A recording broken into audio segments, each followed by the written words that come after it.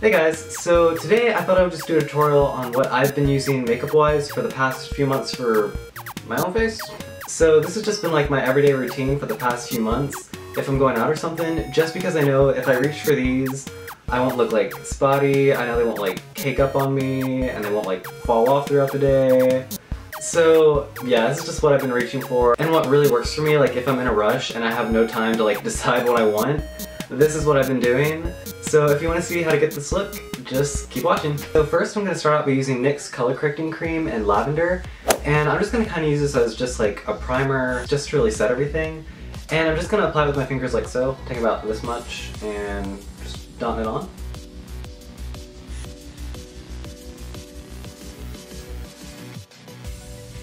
Alright, and I pulled my hair behind my ears, and now I'm going to go in with Giorgio Armani Luminous Silk Foundation. And this stuff, you just can never go wrong with it. There's no way to screw this up. Like, for some reason, it really just blends into the skin, and even if you don't blend it out all over, like if there's a patch of it, somehow it just goes away, doesn't look patchy. This stuff is amazing.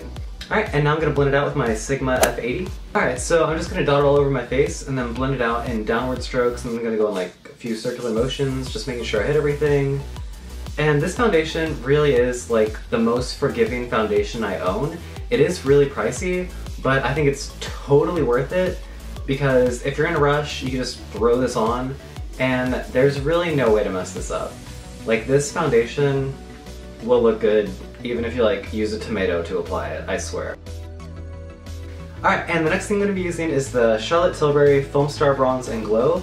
And the packaging is like a little bit much, but the product is amazing. It looks incredibly natural on.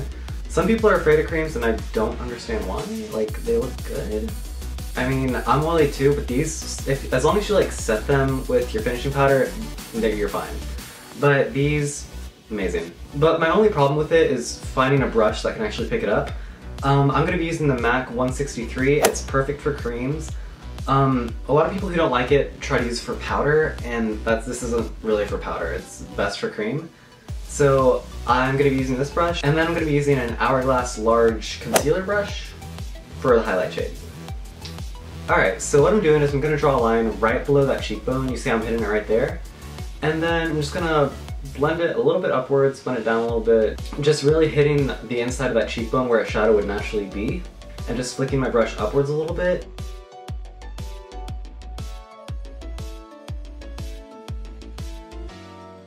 And see how it creates that like awesome looking shadow right there? It looks really natural in person, and like I'm really obsessed with it because that looks so good. Like, yeah. And you saw how easy it was to blend with it, and I've been grabbing it like every day for the past 2 months, and I like barely have made a dent in these. And then once I'm done contouring both sides, I just take any excess that's on the brush and then just really carve out the sides of my nose, because you don't want to really contour your nose too much, so that's good. So it just creates like a little bit of a shadow. I'm also just going to put a little bit on the temples and then just really shade them out. The temples really aren't that hard to do because there's an obvious like contour right there, so you can really just move your brush around in there to really contour out the hollow. Alright, and then I'm taking the highlight shade with my Hourglass brush. And this highlight is pretty weak. It just looks really natural.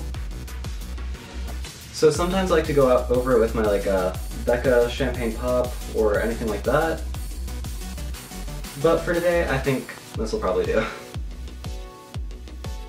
Alright, and I'm just taking the highlight shade right here and following right along the top of my cheekbone. Like, just follow it. You can actually feel your cheekbone when you're doing that, so just follow it until you hit your temple. So if you're looking for something with a really natural highlight, this highlight's great for that. But, you know, it'll just give you like a really natural looking glow.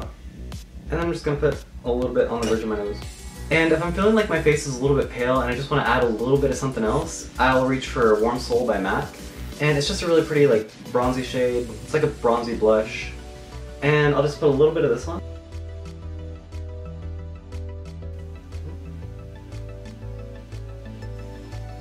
And it kind of just gives me like a bronzy-ish glow. But alright, and then I'm going to set everything, of course, with my NYX Color Correcting Powder and Highlight. because this will really tone down the shine, kind of mattify everything. And that's about it. So yeah, like I said, this has really just been my go-to makeup for the past few months, and I think it looks pretty good.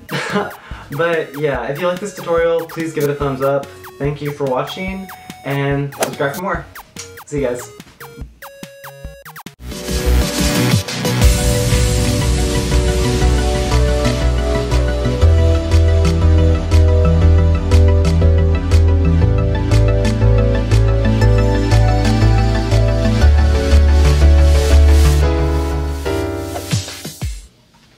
Which has a loose hair. That's nice.